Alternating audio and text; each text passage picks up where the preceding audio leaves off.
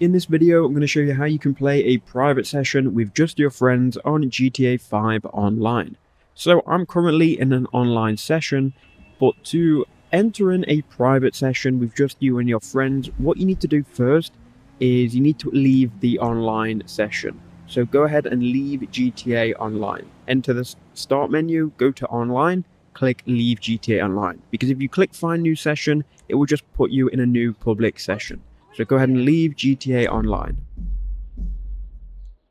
That will then put you back into the story mode, and from here you can go ahead and click on the start menu. Then you can go all the way over to online. Here you can then click play GTA Online, and here, as you can see, we've got invite only session. Go ahead and click on that and click OK. That will load us into our own invite only session.